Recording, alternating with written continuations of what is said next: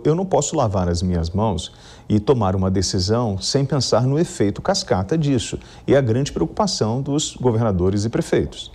Estava lendo uma reportagem hoje produzida pela BBC que dizia que nos últimos 10 anos o orçamento federal para a educação caiu de 19% para 8%. Então, faz um pouquinho, e isso, quando a gente fala em 10 anos, a gente não fala só do governo Bolsonaro. Então, quando a gente percebe essa redução, a gente vê que faz um pouco de sentido governos estaduais e municipais reclamarem dessa bomba que estoura no colo deles, né? Então, foi uma medida, de certa maneira, eleitoreira, né? O governo federal tem a verba para destinar aos estados e municípios, aliás, isso é constitucional, é obrigatório, mas a gente tem que reconhecer, né, que é uma bomba que estoura no colo dos entes federativos. Né? Agora, Paulo Pozzunov, transferência de responsabilidade nesse caso?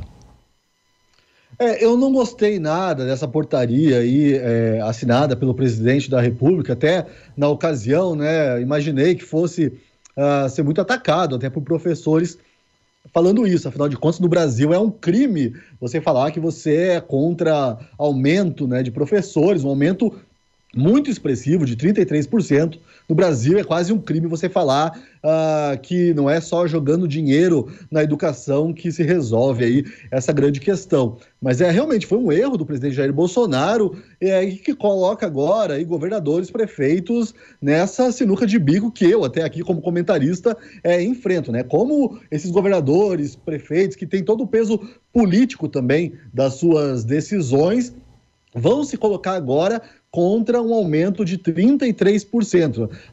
Se a gente pensar em São Paulo, né, que tem um orçamento gigantesco, aí, maior que muito país, até tudo bem, a gente até entende, talvez seja possível dar um aumento desse tipo, mas eu penso naquele município que já é falido, que tem uma estrutura já completamente falida, não consegue pagar as contas.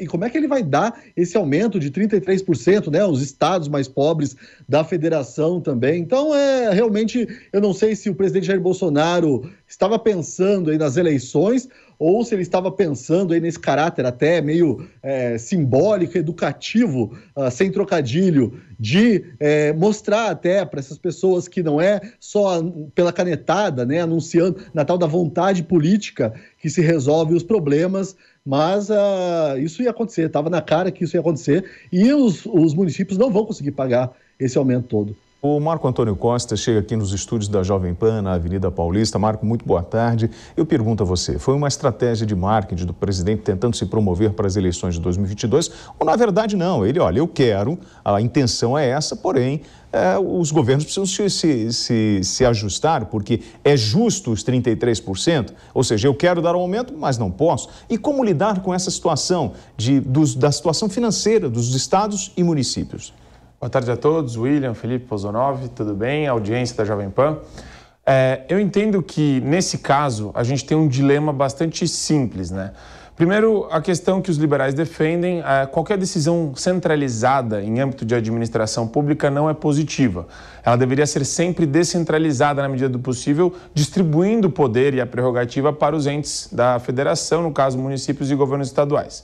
Porém, aí entra uma questão interessante, William. Os municípios, a gente tem mais de 5.500 municípios no Brasil. Muitos vivem da transferência de verbas da União, do governo federal. Então, existe aqui um aceno da presidência da República no sentido de falar o seguinte: agora que vocês sempre defenderam a ideia de um aumento para professores, vocês administrem esse recurso de maneira adequada e façam ele caber no orçamento de vocês. Então, existe uma discussão técnica aqui que pode parecer secundária, mas tem muito município que vai ter que readequar as suas despesas e o seu orçamento com base nesse reajuste. Então, eu acho que tem um debate bastante interessante por detrás aí dessa temática, que é muito menos do que ser simplesmente contrário ao governo federal por conta do reajuste na canetada.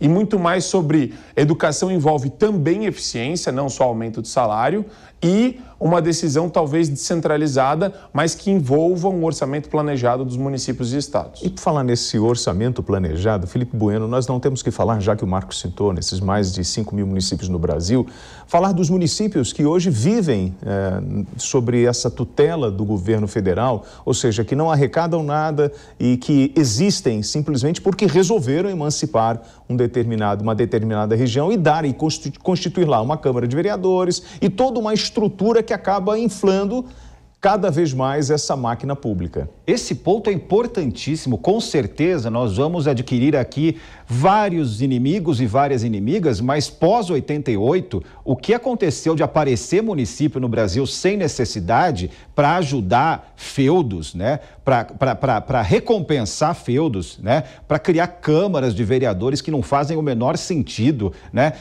Já apareceram várias ideias para resolver problemas, inclusive câmaras de vereadores de municípios maiores, os municípios principais da região, trabalhar para os municípios menores. Foi um escândalo que aconteceu pós-1988, pós a Constituição de 1988, e agora a gente tem que pagar a conta, né? Quer dizer, o governo federal repassa esse dinheiro porque é obrigado a repassar nas áreas de educação, nas áreas de saúde, etc., né? Os municípios, né, como lembrou o Marco, estão com o orçamento, não é nem que bateu no teto, já ultrapassou o teto, não geram renda, não produzem, né? São apenas entes federativos politicamente, no pior sentido da palavra, que não funcionam. E como é que a gente resolve esse problema?